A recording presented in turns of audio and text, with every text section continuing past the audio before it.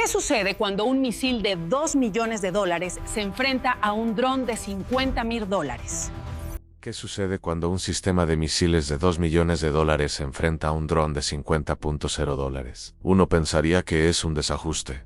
El arma más avanzada debería ganar siempre, pero la guerra moderna ha invertido esa ecuación por completo. A veces, el bando con herramientas más baratas y tácticas más inteligentes no solo sobrevive, sino que reescribe todo el manual. Esta es la historia de una mañana en la que amenazas invisibles cruzaron mar abierto, evadieron defensas de miles de millones de dólares y demostraron que, en la nueva era de los conflictos, el tamaño y el coste no garantizan la victoria. Lo que estás a punto de presenciar es una partida de ajedrez jugada a velocidades supersónicas donde cada movimiento contaba, cada segundo importaba, y el resultado transformaría la forma en que las naciones piensan sobre la protección y el ataque. Si quieres ver más videos como este, asegúrate de darle a me gusta, suscribirte y activar las notificaciones. Realmente ayuda a que el canal crezca. El reloj marcaba las 6:30 de la mañana. En algún lugar sobre el Mar Negro Central,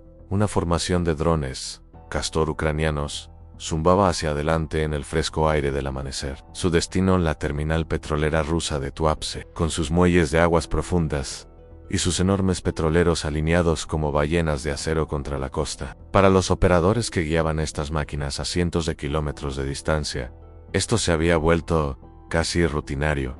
Otra misión, otro objetivo. Pero la rutina tiene la capacidad de desmoronarse sin previo aviso. Muy por encima del agua, dos cosas rusos Su-3 o trazaban patrones invisibles en el cielo. Volaban lo que los pilotos llaman una patrulla aérea de combate.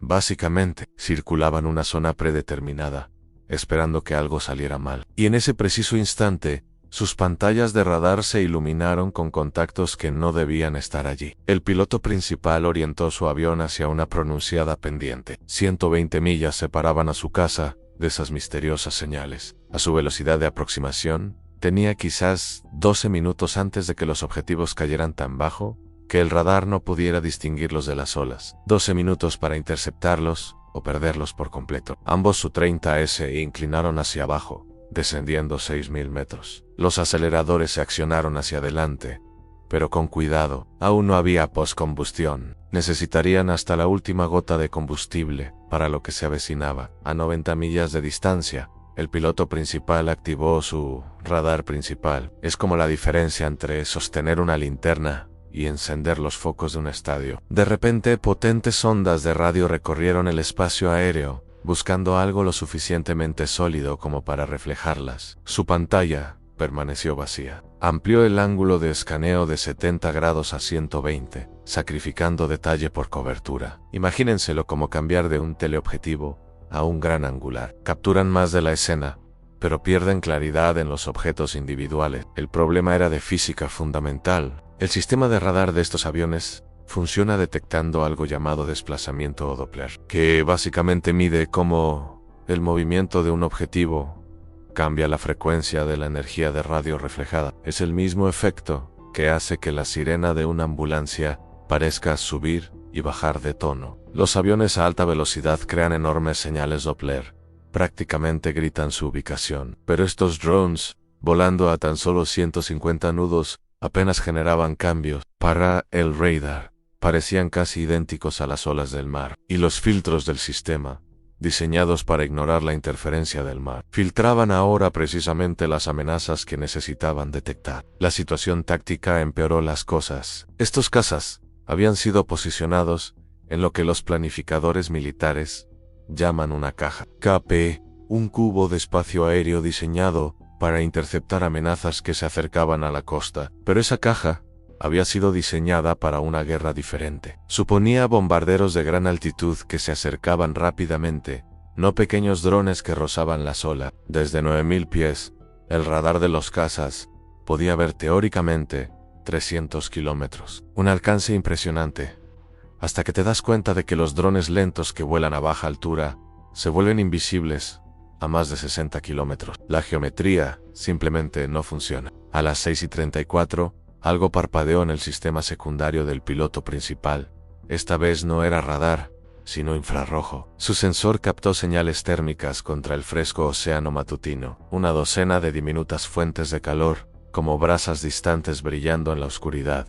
51 kilómetros y acercándose. Los drones habían estado volando a media altitud para ahorrar combustible, pero en cualquier momento ejecutarían su descenso programado y desaparecerían entre las olas. El piloto empujó la palanca de control hacia adelante, descendiendo con fuerza. Su indicador de altitud bajó como una máquina tragamonedas a 7.600 metros. 6,000, 45,000. Debajo de él, los drones comenzaron su propio descenso hacia la superficie del agua. Tenía segundos, literalmente segundos, para alinear un disparo antes de que desaparecieran por completo. El Su-30 interrumpió su picado a 3.3 metros. La mira del piloto principal recorrió 3 objetivos distintos mientras descendían hacia las olas. Apretó el gatillo para una ráfaga de 2 segundos. Proyectiles de cañón de 30 milímetros surcaron el aire, recorriendo casi una milla antes de que un disparo afortunado impactara. Un dron se precipitó al mar, dejando una breve capa de espuma blanca.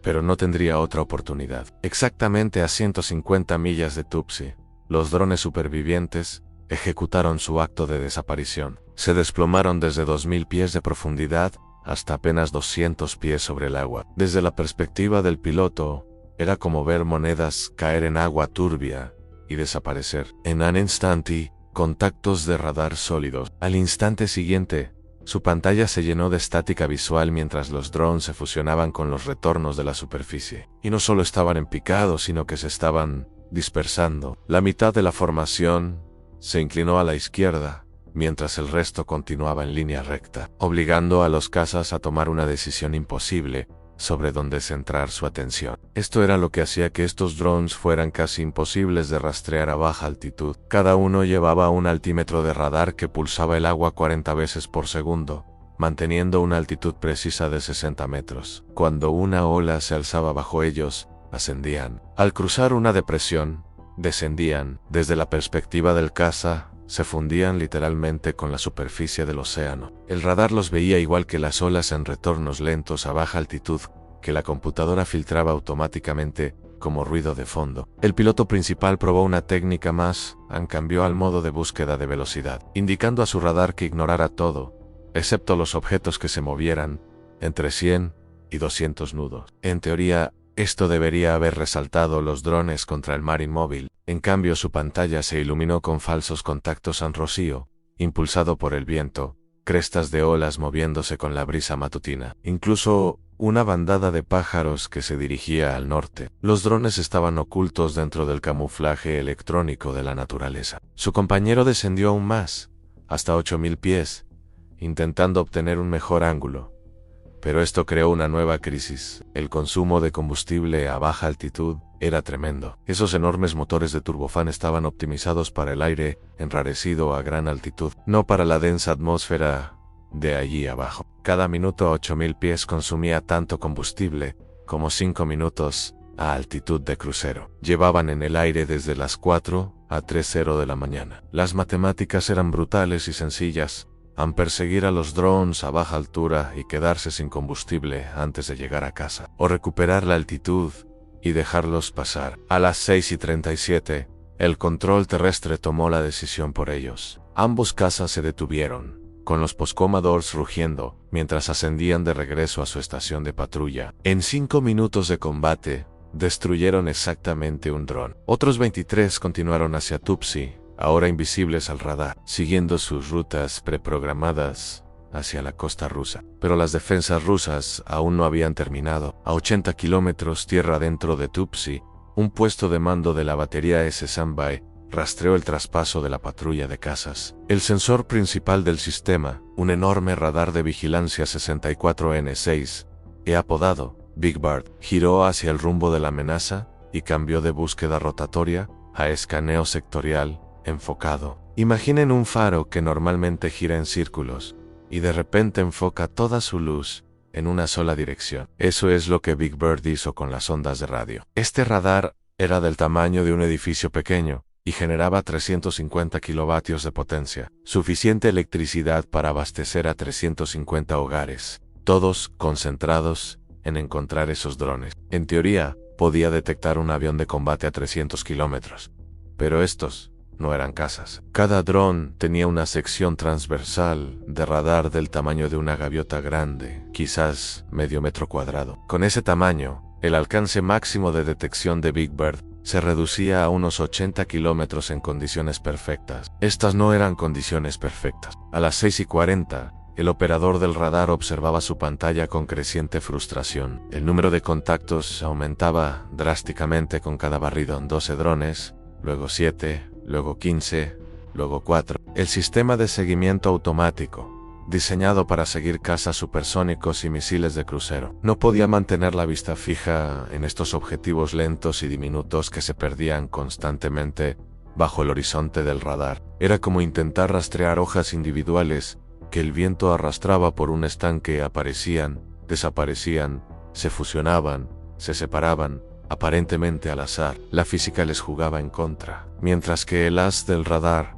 viajaba en línea recta a la curvatura de la Tierra, significaba que, a la altura de la antena de Big Bird de 25 metros, el horizonte para un objetivo que volaba a 60 metros estaba a solo 22 kilómetros. Los drones solo serían claramente visibles durante unos 3 minutos antes de desaparecer por completo. 3 minutos para rastrear, identificar, atacar y destruir más de 20 objetivos. El comandante de la batería se enfrentaba a un cálculo imposible.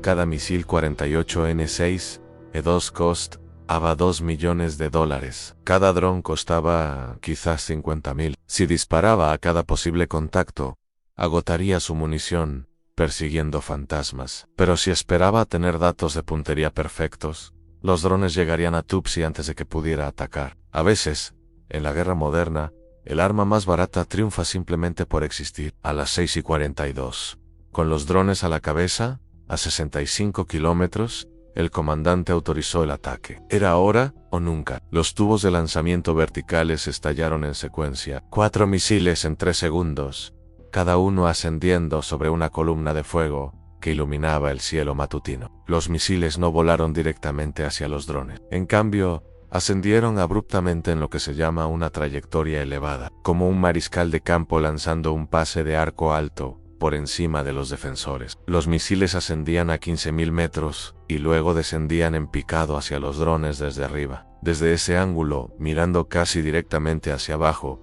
los objetivos se recortaban contra el agua, en lugar de ocultarse entre la superficie.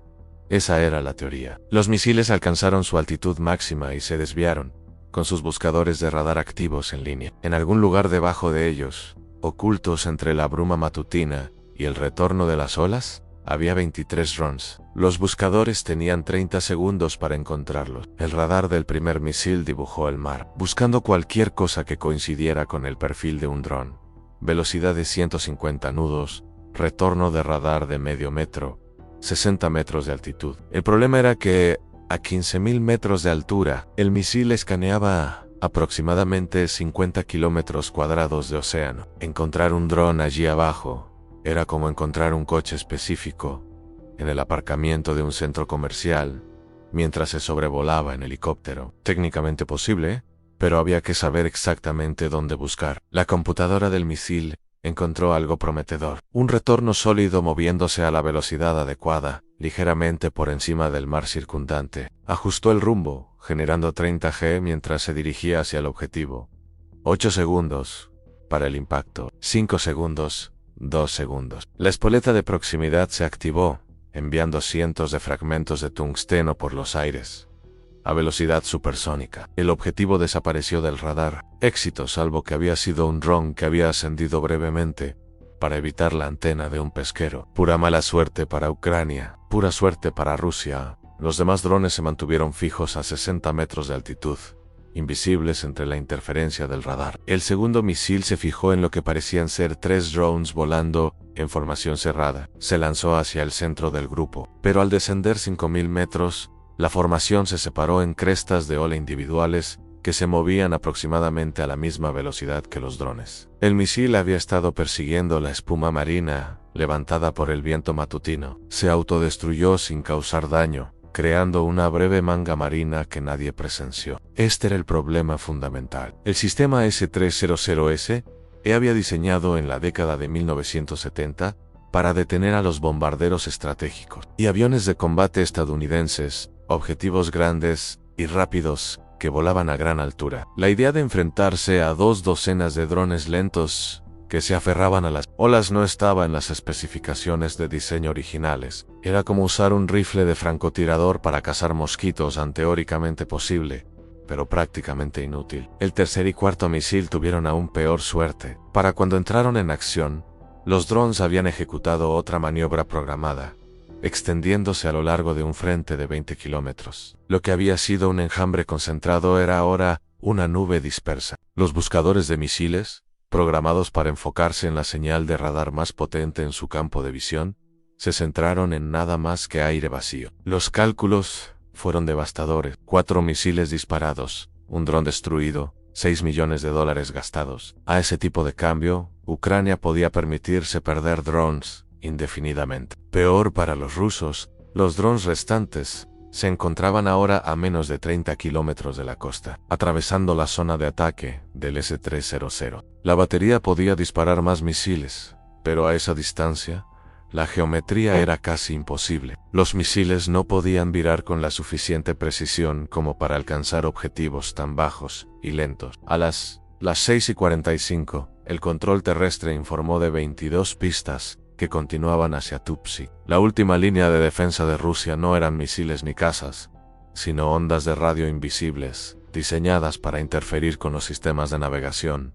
Tendría que ser suficiente. A las 6:50, mientras el enjambre de drones cruzaba la línea de 15 kilómetros desde Tuapse, algo extraño ocurrió con sus sistemas de navegación. Los receptores GPS mostraban la intensidad de la señal completa en 12 satélites rastreados, geometría perfecta, excelente recepción, pero las soluciones de posición no tenían sentido. En un segundo estaban sobre el agua, al siguiente, supuestamente 500 metros tierra adentro, luego, de vuelta en el mar, entonces mostraban posiciones que los situarían dentro de una montaña. El sistema de guerra electrónica POL 21 acaba de activarse. POL 21N o es un bloqueador masivo, sino docenas de pequeños transmisores repartidos por el distrito industrial de Tuapse. Cada unidad se encontraba en una torre de telefonía móvil, un tejado o una ladera, emitiendo unos 20 vatios de ruido de radio sintonizado con precisión, no más potente que una lámpara de escritorio,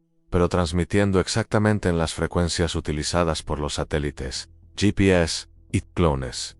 Los receptores de los drones, intentando captar señales satelitales a 20.000 kilómetros de distancia en el espacio, oían en cambio el equivalente electrónico de alguien gritándoles en los oídos a tan solo unos kilómetros. Pero esto era lo que hacía inteligente al POL 21.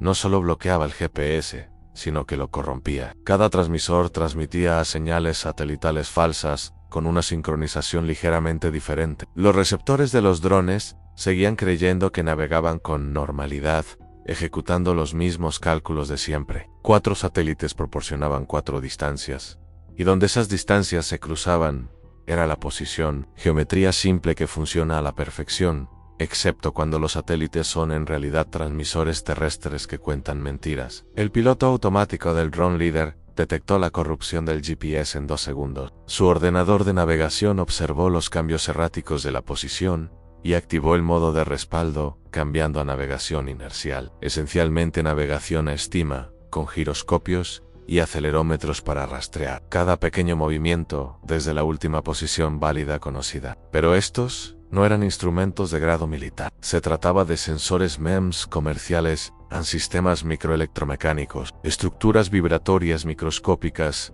en un chip capaces de detectar la rotación, suficientemente precisos para periodos cortos, pero se desviaban. Sin corrección GPS, la navegación acumularía unos 10 metros de error por cada minuto de vuelo. En los 12 kilómetros hasta Tuapse, eso significaba potencialmente errar el objetivo por la distancia de un campo de fútbol. Los planificadores de la misión ucraniana habían previsto este escenario. Por eso, cada dron llevaba algo más, una cámara y una sencilla computadora de reconocimiento de patrones. A las 6:51, la cámara del dron principal captó el punto más distintivo de Tuapse, la torre de craqueo catalítico de la refinería, de 140 metros de altura, con un distintivo esquema de pintura a rayas rojas y blancas. El algoritmo de coincidencia de patrones comparó esto con las imágenes almacenadas. Encontró una coincidencia y actualizó la solución de navegación. El sistema inercial podría estar desviado,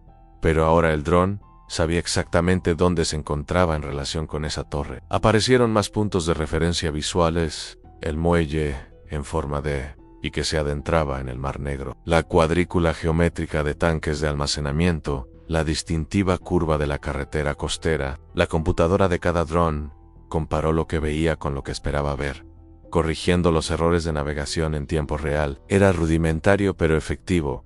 Usaba el propio paisaje como mapa. A las 6:53, el dron líder se inclinó para su descenso final. Su cámara se fijó en la estructura octogonal donde convergían 6 enormes oleoductos, el principal colector de exportación que recolectaba petróleo de todo el complejo de refinerías. La navegación inercial se había desviado 47 metros al este durante la aproximación sin GPS, pero el bloqueo visual lo devolvió a su rumbo. El dron se deslizó entre 2 chimeneas de antorchas, cuyas llamas rugían a pocos metros de las puntas de sus alas. La ojiva de 40 kilogramos detonó al impactar. El conjunto de válvulas del colector se hizo añicos como un cristal golpeado con un mazo. Aceite a una presión de 800 psi brotó de los sellos y bridas rotos. El rocío presurizado se atomizó en una fina niebla que se mezcló con el aire matutino, creando una nube de vapor volátil que se expandió por las instalaciones como niebla. 8 segundos después, el segundo dron encontró su objetivo en un petrolero amarrado en el muelle de alta mar. El arma atravesó las placas de cubierta cerca de los colectores de carga y detonó en la sala de bombas inferior. La explosión no necesitaba ser masiva, solo necesitaba romper cosas. Las tuberías se cortaron, las válvulas se agrietaron, y el vapor de 8 tanques de carga parcialmente vacíos comenzó a mezclarse en espacios nunca diseñados para contenerlo. El sistema de apagado de emergencia del barco se activó, cerrando las válvulas y deteniendo las bombas. Pero a la física no le importan los procedimientos de emergencia. El vapor que ya ha escapado no regresa al tanque. Los drones 3 y 4 apuntaron a los brazos de carga del muelle en enormes conexiones mecánicas que transfieren petróleo de la costa al barco. Imagínenselos como pajitas gigantes con bisagras, con contrapesos, para moverse con la marea. Los impactos los desprendieron por la base, haciendo que toneladas de acero se estrellaran contra la cubierta del muelle. Pero, Pioren, el petróleo que aún estaba en esas tuberías, así 200 metros cúbicos, se derramó en el puerto, creando una mancha creciente que reflejaba el sol de la mañana en patrones de arcoíris. Los drones restantes llegaron con un ritmo letal, cada uno encontrando su objetivo preasignado. Los tanques de almacenamiento se abrieron, y su contenido se extendió formando charcos. Un puente de oleoducto se derrumbó, cayendo 3 pisos sobre una carretera de mantenimiento. El edificio de administración recibió un impacto directo a través del techo. El dron aparentemente se fijó en el patrón geométrico de las unidades de climatización del techo. A las 6:55, la transformación de las instalaciones de Topsy estaba completa. Una columna de humo negro se elevaba hacia el cielo matutino, visible desde el espacio. La terminal que gestionaba el 8% de las exportaciones marítimas de crudo ruso había sido prácticamente eliminada de la cadena logística. No se trataba solo de un ataque matutino, se trataba de las cambiantes matemáticas de los conflictos modernos. 4 misiles con un coste de $6 millones destruyeron un dron de $50,000. Otros 22 alcanzaron sus objetivos. Los cazas más avanzados del arsenal ruso alcanzaron un solo objetivo antes de que las limitaciones de combustible los obligaran a retirarse. La lección es clara en la nueva era de la guerra. Lo caro no siempre significa eficacia. A veces, la fuerza de la guerra vence a la espada. A veces, la herramienta barata utilizada con inteligencia supera un sistema de $1,000 millones, y en algún lugar, los estrategas militares de todo el mundo están tomando nota.